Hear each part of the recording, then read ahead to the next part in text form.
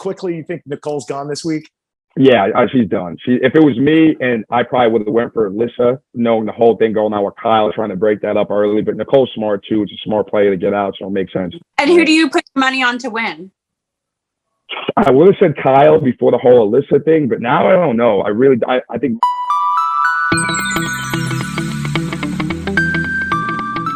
Welcome to the Secret Alliance podcast. I'm Rachel Riley Viegas and Jason Guy, and we are super excited today because we are joined with Pooch, the one and only from Big Brother 24. Pooch! Yes, welcome. Ma'am. Yeah, thank you guys so much. Welcome. I'm super excited. I'm a big fan, so thank you guys so much. Super excited about this. Well, the internet thinks we have similar hair. Yes, dude. Yes, Look, I I'm love telling the you. hair. No, you gotta. He has a better head than me. Oh, come on. I see the resemblance. You guys definitely could be brothers or cousins or something. Oh, for sure. I have to check the family tree. Yeah, you got any relations in Alabama, Florida? I don't think so. Mr. Staten Island? Not too many, yeah. Just in Staten Island and Jersey. Yeah, where are you coming to us from right now? Where are you? Staten Island, yeah, back home in Staten Island. Mom and Dad's house right now. Back there for the first time in a few years. So trying to figure some things out, not trying to stay for long, but yeah, back in Staten Island, New York. You know, I've been trying to explain this. I'm a very normal guy. I'm still a normal guy. It's just there's a lot more going on now, it feels. You know, I'm very much not on the routine I'm usually on. So it's been a little bit crazy, but I love the craziness. You know, it excites me. It's really cool. So it feels good being back home in Staten Island, New York, my friends and family, but definitely a little crazy, but crazy in a better, I think. So Pooch, I want to know, did you apply for the show or were you recruited? Yes, ma'am. So I applied for the show. We spoke about it in the house a little bit. Production usually shuts us down. We spoke about it. But I found out a lot of people were recruited, which there's nothing wrong with that. But I thought it was pretty cool that, you know, I applied. This was my first year applying. But yeah, I applied. I was just really busy with work and I was actually looking for another job. And then, you know, I was like, screw it. Let me just apply. I was like, nothing's going to happen anyway. So I'm like, I'm not going to have to worry about, you know, debating if I want to do work or go on Big Brother. I was like, nothing's going to happen. So the fact that it worked out the first time, man, it was truly amazing. And it was such a cool experience. I wish it lasted longer, but it was amazing. Yeah. Do you feel like you, as the first evicted house guest, but still not the first to leave? Yeah, not the first. Yeah. It's better than being the first. Is that a tough position, though, that you were in, walking out on the first actual eviction of the season? Yeah, absolutely. You know, it's especially because it's obviously the way I went home was the pawn. Wasn't ideal, but it's not because I didn't know the game. It's almost like I tried to play too hard. I explained my number one in the Big Brother books is Dr. Will, and he was fearless, you know, and I think I tried to do it too much and I overplayed, you know, nobody will ever replicate him, you know, and obviously I made a mistake trying to use his game, but he never put himself on the block. He would manipulate people and say, oh, I'll go on the block. I'm a doctor. I don't care. You know, I'll be fine back in Florida. You know, I'll be good after this. I was trying to do the same thing in a way. It's just, you know, I think I showed my cards too early and they took advantage. They made a great, you know, and it hurt me a little bit too. I think because I knew a lot of them were recruits. I thought a lot of them weren't like true fans. So I was like, they don't know pawns go home. Like they don't know if you put yourself as a pawn this early, they're supposed to send you home. So I truly didn't think they had it in them, but obviously they did. That's why I'm sitting back in Staten Island, New York, talking to you guys.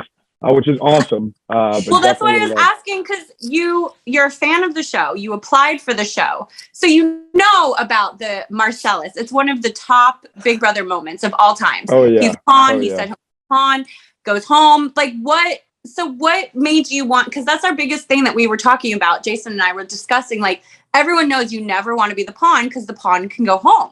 So what, like, you're saying you made these Dr. Will moves, but like, you know, you said you'd be a pawn. And you know, the reason it's because not that I'm not likable, I'm very loud, I have a big personality. I knew if I got to the end, people were going to have to respect my gameplay because there's a lot of really good people in the house, you know, good dudes, a lot of good women, a lot of good men.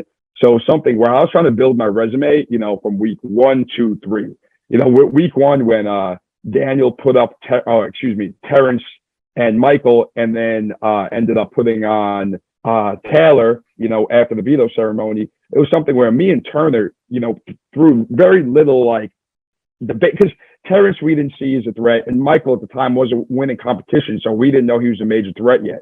Knowing Taylor, you know, and how, you know, she's a competitor. The one thing I explained about me and Taylor, She competes in pageants for a living. I compete as a football coach.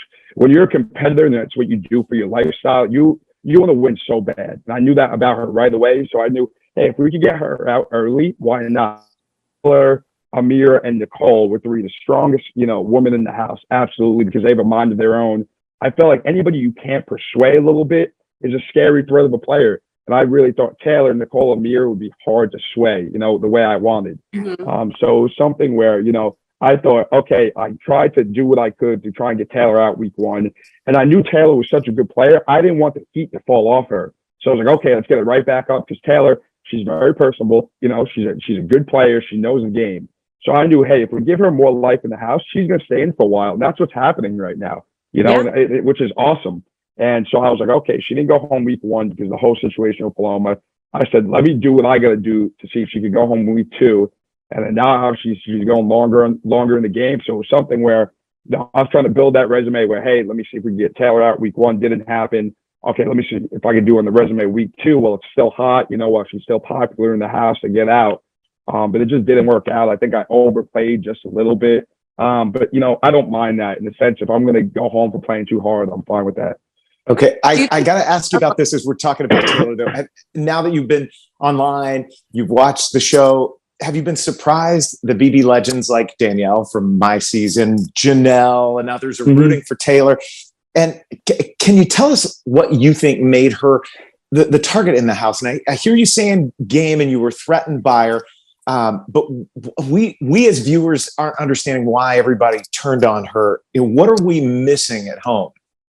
Yeah, so the best way I can explain it very early on is just like there's personalities that can't be missed in the house. I think I was one of them.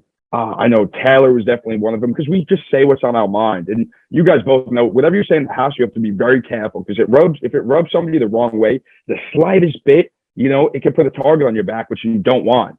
So those little things early in the house where, little comments, not good or bad, I didn't give it. I love Taylor. She didn't say anything to me that bothered me. But little people were getting bothered by some things in the house. And I was like, hey, I think she's a threat. I think she's a strong player. If we could use that to my advantage to try and get her out early, why not? It's something where me and Taylor had conversations. I don't even know if they showed it, especially in the storage room where we would talk one-on-one and talk game early in that first week. And it was just a sense where a lot of people weren't rallying around her. And I saw very quickly, if it was just me and her, we would have been seen as a duo, especially Rachel, if you're seen as a duo, it's definitely a threat in the house, and it's something where I didn't want that on my back right away. So that's why I think what the leftovers are doing right now, because yes, sir. I saw that too, Jason. But it's something where what I thought the girls should have done after they got me out was if they were going to vote me out, they really should have started working with Taylor because they would have got a boy out and then added Taylor to their side of the house with the girls, and they would have been in a great spot. But what the guys actually did is they were able to do that and also take Brittany away, who was also on the outside of the girls. So the girls were in a really good spot, but because they didn't want to take and embrace Taylor into them, I think they're in a little bit of a tougher spot now. So do you think the guys are gonna take it away, knowing what we know now that Kyle and Alyssa have a showmance, Joseph is kind of the lone man out because he doesn't have you anymore. Monty, I'm not sure how Monty's going to do without the guys, but you guys, before you left, you kind of made this guys thing, right? So, and I think it probably could have taken it all the way, but you left. But do you think the guys will be able to stick together? Going into the house, I didn't want to be a floater. I knew my personality. I can't hide in the back shadows of it. And I was really hoping I'd go in early on and there would be a bunch of guys I didn't like, strong competitors. That makes it easy, because I could, try and get them out, show, hey, I got the strong competitor out. I wasn't scared. It would be easy because I didn't like them.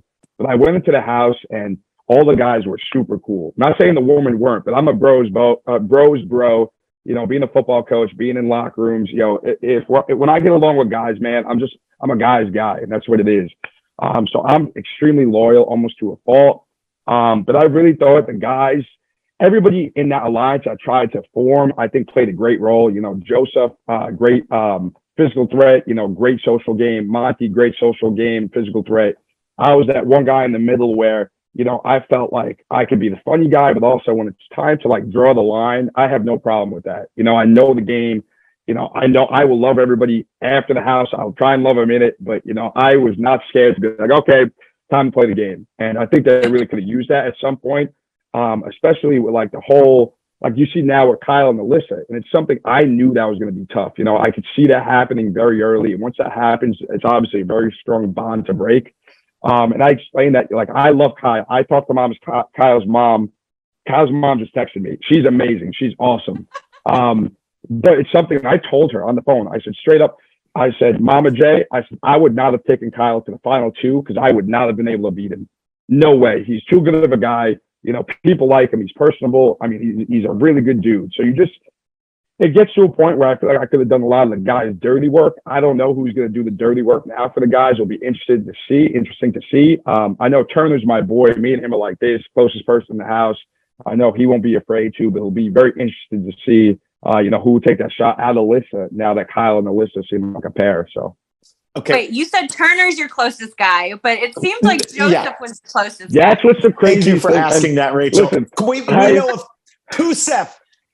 Pooch and Joseph became a hashtag. Yes, no, Pusef is very much alive, man. That's my bromance. But it's like, and we had a great relationship. But when I'm talking about life, game, everything, and I don't know how much they showed, but me and Turner would stay up till probably about 4 a.m, 4:30 every night talking. Usually me and him, Amira would hang out for a little bit, then fall asleep.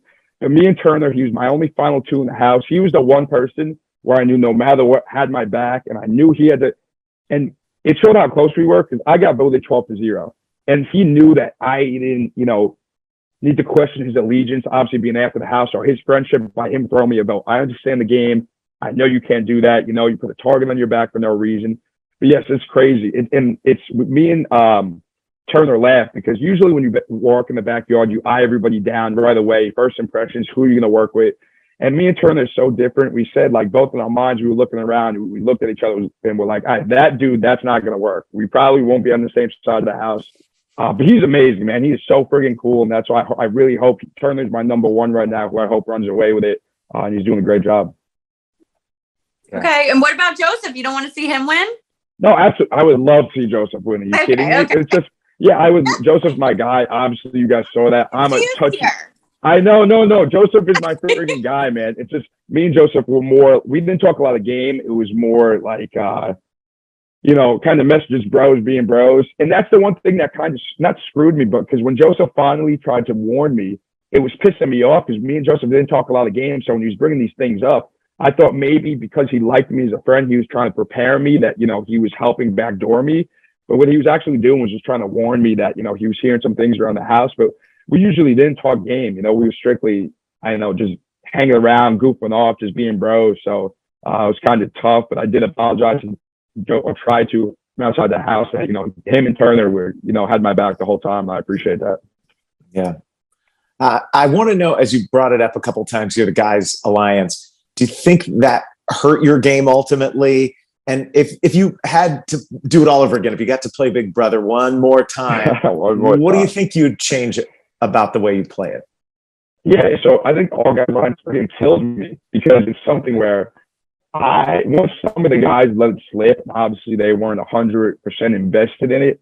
It's so easy because once the girls find out about it, it makes the girls nervous that they know Pooch is okay. He's for the guys, he's with the bros. So it's very easy for the girls to rally around each other and say, hey, here's the snake of the guy, the snake of the head of the guys.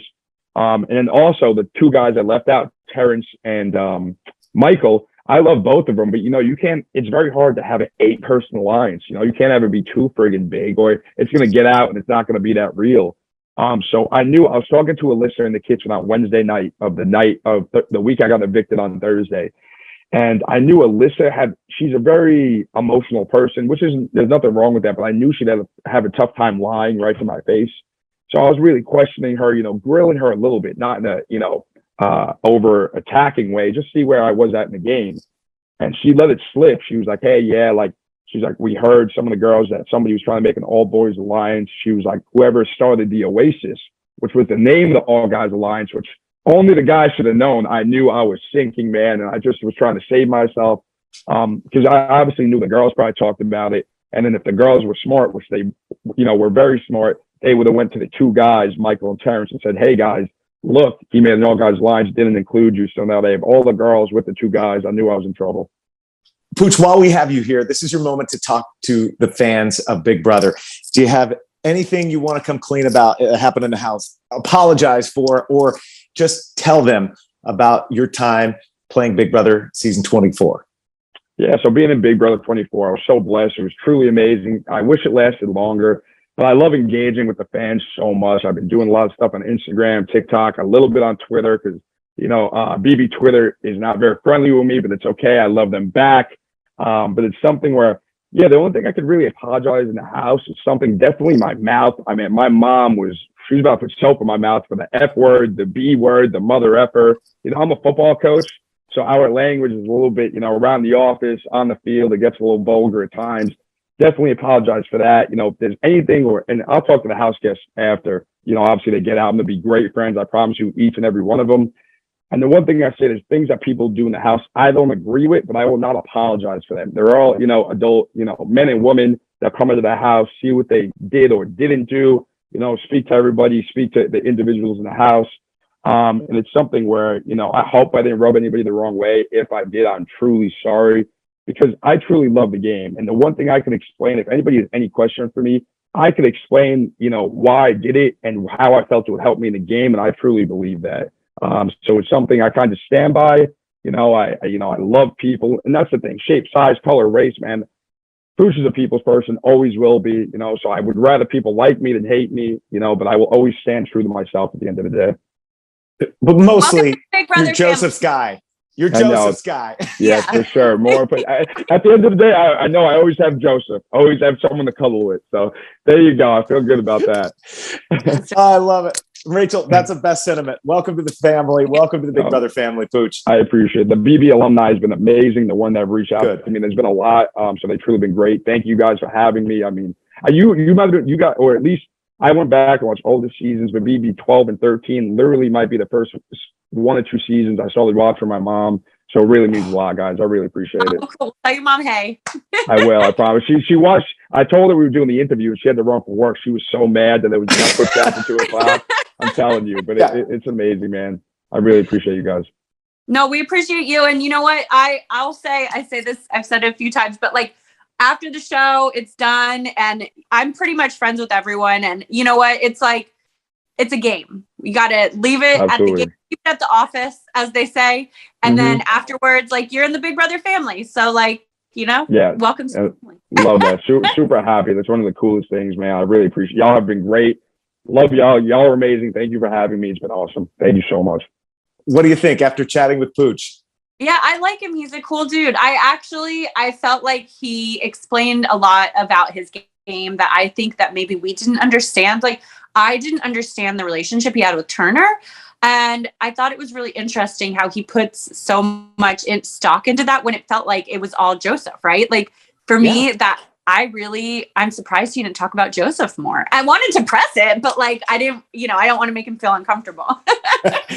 I mean, we saw the segments, we saw all the canoodling. And he does say it's a bromance, and it made the show fun. It was interesting. It was funny, and he's not letting on how much he's rooting for Joseph, but it was. I think the most surprising thing is that he almost got upset with Joseph when he was saying, "Hey, you may be in trouble here, Pooch," because they didn't talk a lot of game. Right. And that was, that's what I think. It's like interesting, because I would have assumed that because they were like always, cuddling and together, and what we how do you not? Yeah. Why would you not talk game? And even on the live feeds, like, they had their guys group that came together before he had gone. And like, it really felt like that they were really close, like game wise, not just like hanging out. I would have assumed that they were talking game the whole time.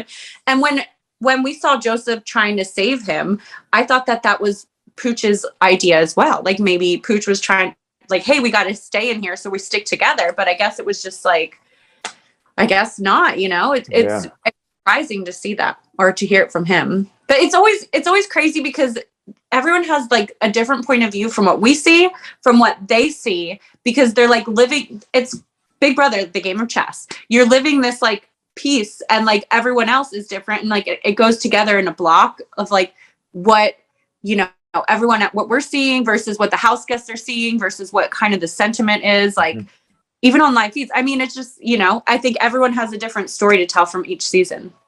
And I thought it was interesting that he talked about even trying to create his resume week 1, week 2, and thinking about that, where I felt like, and I know season 3 was very different here 20 years later to season 24 as we're watching it. But a lot of early on, I was just trying to find my footing. I had only 2 seasons that I had watched previously. That's all that existed to really sort of figure it out. And you had someone like Dr. Will and what he had done, and then watching the previous season and seeing Eddie win it all. And that was a different kind of game even in and of itself because America was voting. So, only with really 1 season sort of with the model that we had, I just needed to figure it out. I couldn't play too far ahead. And maybe that's what we see. And it's happened in all-star seasons when people get to playing too fast and they know this game too well. And then it may have been the downfall of Pooch. And I think that's what, as he's now sort of thought it through and he's had time to get out of the bubble, he goes, it was just too much, too soon. It's like, it's almost like he overgamed in a Frenchie way, but like not as obvious as a Frenchie because building his resume, that's always something you can't do. I remember 12, I just was in there like living because I had no idea what I was doing.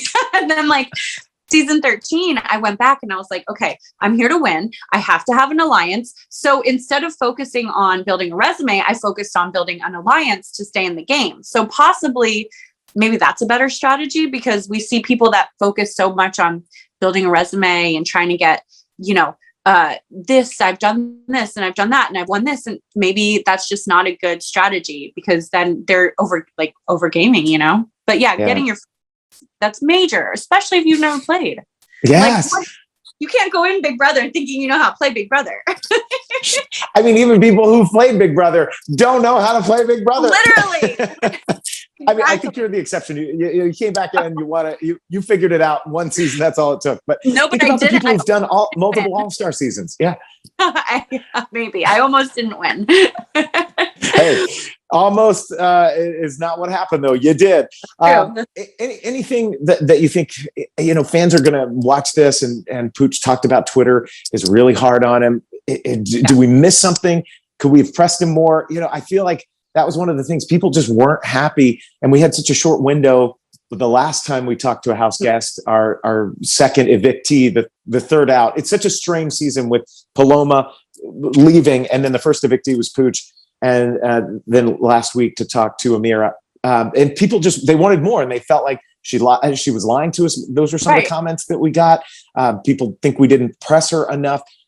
So I know I'm now going to second guess everything as we go through this process, Rachel. Well, I feel like, okay, in my opinion, like, first of all, I texted you. I was like, I'm not paid to be an investigative journalist. Like, that's, like, we're doing this for fun. It's a game. It's for entertainment. And at the end of the day, like, she got blindsided. She would play a game. And like, I want to focus on like the fun of it and leave them with like good memories. And, I think the fans are being too harsh because it's like, at the end of the day, like, I'm not excusing anyone's behavior, obviously, like 100%.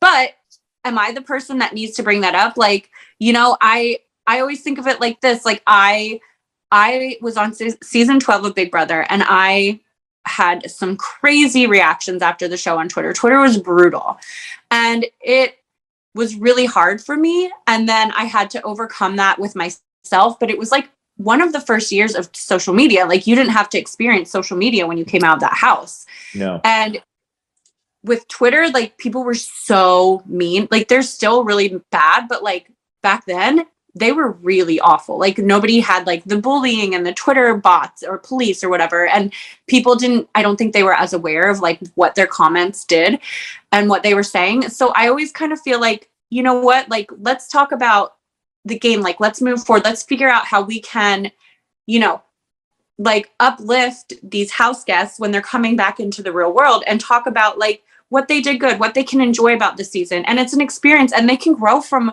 if they see something they did that was a mistake, then they can grow from that. And it's like, I don't think it's our job to, ask them these like mean questions and like crucify them. Like that, I just don't think that that's okay, in my opinion. I don't know. I mean, I think people were upset that we didn't press Amira more to get some more information from her. But listen, that girl had just gotten blindsided, and it was like leaving that house when you're evicted and knowing that you're coming out, like what you're coming out to it's really hard. So I don't know. I'll equate it to something you made me think of when I was 16.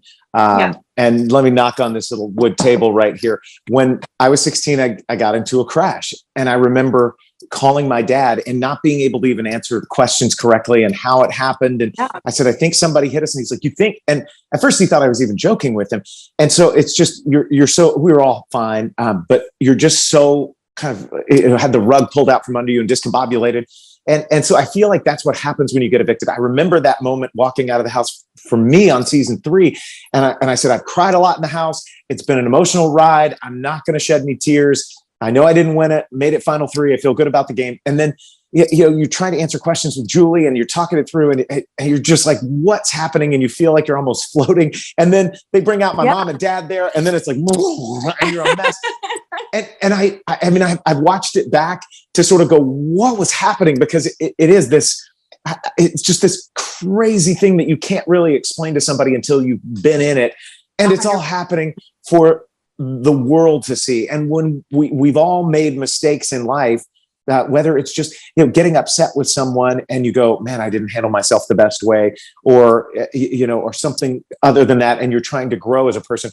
Wouldn't you love that that's not being seen by all of America, living on the internet forever and ever and ever. And so the growth is what I hope happens. Yeah. Right. And people asking you about it 24/7, right? Like she has to, how many interviews do they do when they get evicted? It's like, I can't imagine. Dozens and dozens and dozens. 12, even 5 people in a row asking you like, hey, what about this? What about this? What do you think about this? And it just wears on you. And like you said, you're 100% right. You come out and you're like, you don't even realize, you don't remember what was said because so many things were said, but like the live feeders see this all in real time and they can go back and rewind it. But in your day to day, you don't remember the very small interactions that you have. And if that was broadcast for the world when you're competing for $750,000, you can reflect on the ways that you act, but in the real world, and you can forgive yourself and learn and grow as a person, like you said. But then like when it's broadcast on television all the time, it's just, I don't know, it's hard. And I thought at the end of the day, Amira did, she played a good game, and I thought we could focus on that, and she tried her best, and it's, they're in there for the $750,000 for our entertainment. Somebody's getting a big check. Somebody's getting a big check. I do want people to have some growth that comes out of this. I just, and I want this to be that thing where it does it. We bring us together. We come together instead of, it being a tear down thing. So there's always going to be criticism. I know I can't please everybody with everything that I do. I can't please my kids all the time when I make decisions that involve what time they have to go to bed and that they have to bathe every day. Yes. Because you're stinky kids and, you've been running around at camp. And when you get home, you have to get clean. And so but we do want to thank everybody, and we really are, working to get some answers for you guys and to make sure that people know that they're held accountable for the actions and the behavior, and that they grow from this and they get better and they make their apologies. And then we want to give them that room to grow and change and kind of become a better version of themselves. I love a redemption story. I think that's one of those things in movies and TV shows that we always love. It's like, if you can become that better version of yourself, we want to watch that, and we want to root for you to do that.